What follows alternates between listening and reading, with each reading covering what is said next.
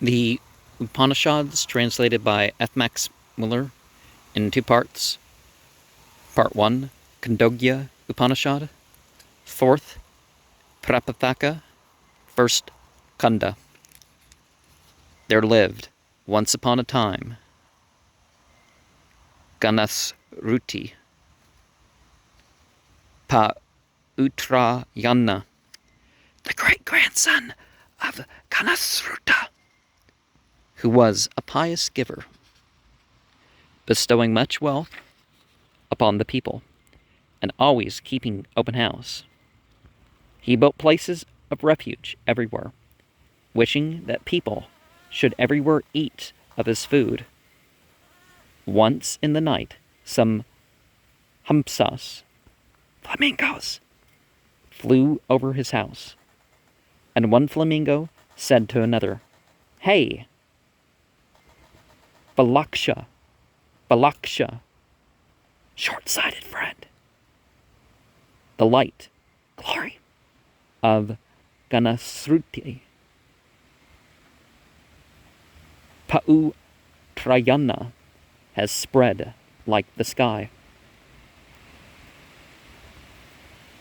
Do not go near, that it may not burn thee." The other answered him, "How can you speak of him being what he is?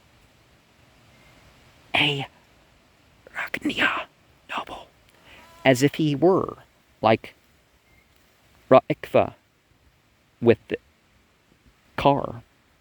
The first replied, "How is it with this Ra'ikva with the car of whom thou speakest?"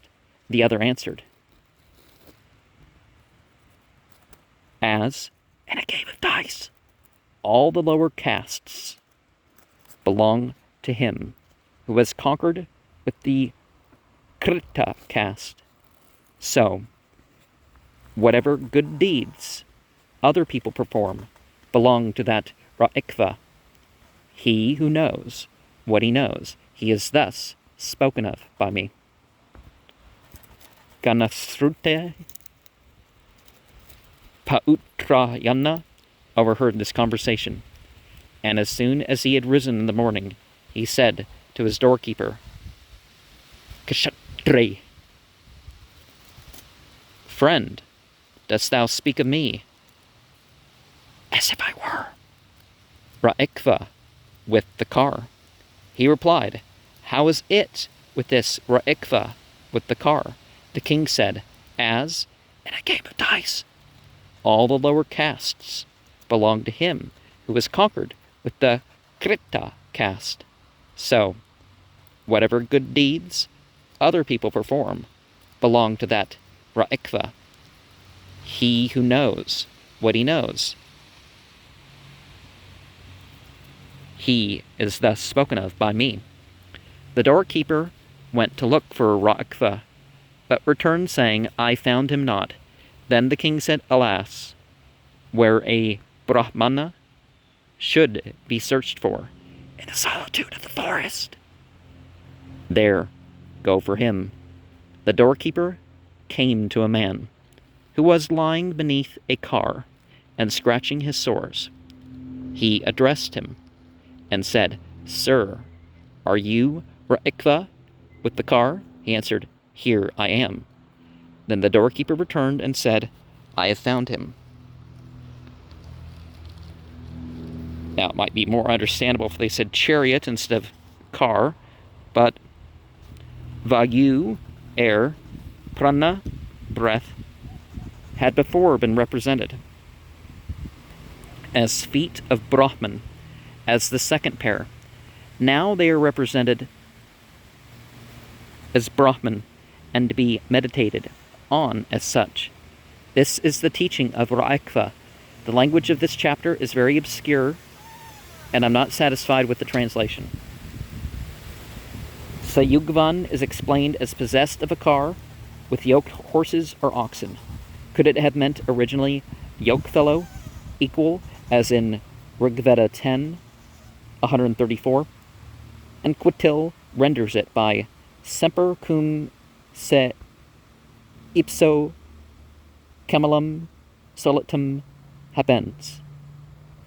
And instead of Adaraya, we may read Adaraya. Adaraya. Okay. And let me make sure about the note here. Okay, we have another note. It's curious that in a hymn of the Atharvaveda, 5.22, 5.8, Tukman, apparently a disease of the skin, is relegated to the Maha Vreshas, where Raikva dwelt. Roth, zur Literatur des Veda, page 36. And, I mean, you don't, in the sense of government or possession or something, rule the land or the property just because you have, like, the higher position in some thought or something. But there is a sort of